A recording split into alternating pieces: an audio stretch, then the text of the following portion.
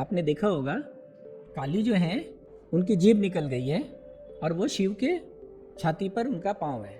अब ये क्या है? ये बहुत बड़ा रूपक है, बहुत बड़ी बात है इसमें छुपी हुई। यहाँ पे काली कौन है? प्रकृति है। शिव कौन है? चित्त है, आपका कॉन्शियसनेस है।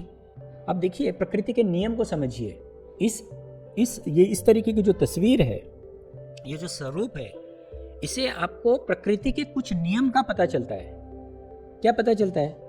आप एक बात तो जानते हैं, आप गाड़ी चलाते हैं तो गाड़ी अगर आप 100 की स्पीड में चला रहे हैं और रास्ता छोटा है और अचानक से कोई सामने आ जाए तो क्या होगा? एक्सीडेंट होने का पूरा चांस है। इसीलिए रास्ता जितना छोटा होता है उतना स्पीड लिमिट कम होता है। रास्ता जितना चौड़ा होगा स्पीड लिमिट उतना ज़्यादा होगा। इसका क्या मतलब हुआ कि प्रकृति का नियम यह है कि अगर आपने बहुत स्पीड पकड़ लिया और अगर आपके पास जगह नहीं है तो एक्सीडेंट होगा। आप संभाल नहीं पाएंगे, रोक नहीं पाएंगे समय पर, देख नहीं पाएंगे।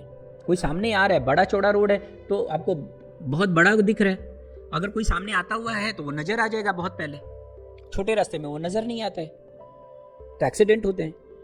ठीक है, तो आप इस काली और शिव के स्वरूप को आप समझें। अब महाकाली कथा के माध्यम से दानवों का संहार कर रही है और रक्त बीज बहुत पैदा हो गए और बहुत सारे दानव हैं और सबको मार रही है।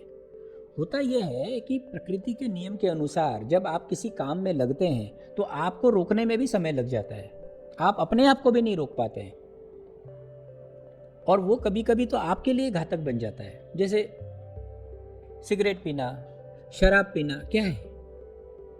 आप पीना शुरू करते हैं, पहले तो एक आध सी पी लेते हैं, एक आध पैग पे आते हैं, फिर एक आध बोतल पे आते हैं, फिर पता चलता है 2-4 बोतल भी साफ कर सकते हैं आप रोक नहीं पाते हैं अपने आप को। यही तो नियम है। पहले आप सिगरेट पीते हैं तो पहली बार जब आपने सिगरेट पिया होगा तो आप देखे होंगे, आप ऐसा नहीं है कि 2-4 सिगरेट पहली बार में ही पी गए, एक आध सुट्टा मारा, फिर धीरे धीरे बढ़ता है, फिर आप अपने आप को नहीं रोक पाते हैं। हमने देखा है ना, जो लोग शराब पीते हैं वो अपने आप को नहीं रोक पाते हैं, उनको शराब चाहिए ही। जो लोग सिगरेट पीते हैं उनको सिगरेट चाहिए ही। तो ये प्रकृति का नियम है।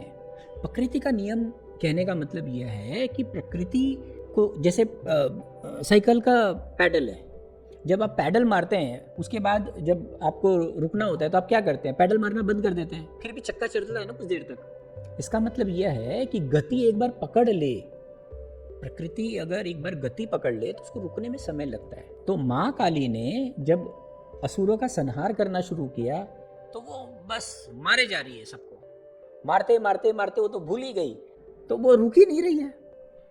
अब देख रही है वो सारे तो मर गए लेकिन उनका वो जो फरसा है वो चल रहा है, उनका जो गुस्सा है वो ठंडा ही नहीं हो रहा है।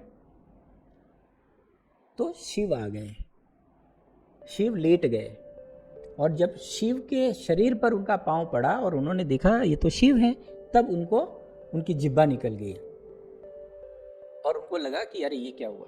तब उनको होश आया। यानी चित्त पर जब आप सवार होते हैं तब आपको होश आता है, तब आप रोकते हैं अपने आप को। तो ये जो शिव हैं वो चेतना के प्रतीक हैं, महाकाली प्रकृति के प्रतीक हैं।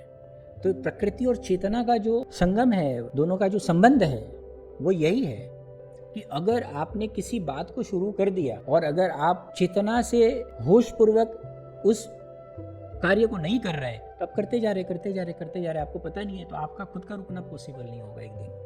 तो आप अगर शिव के ऊपर सवार होकर अगर आप चल रहे हैं तो आप हमेशा अपने आप को देखते हुए काम करेंगे। नहीं तो अगर सिर्फ प्राकृतिक यानी रोबोटिक तरीके से, यानी सिर्फ प्राकृतिक ढंग से अगर आप चलेंगे अपने जीवन में तो आपका रुकना कहाँ होगा ये आपके हाथ में भी नहीं रह जाएगा। तो यह प्रतीक है काली और शिव का।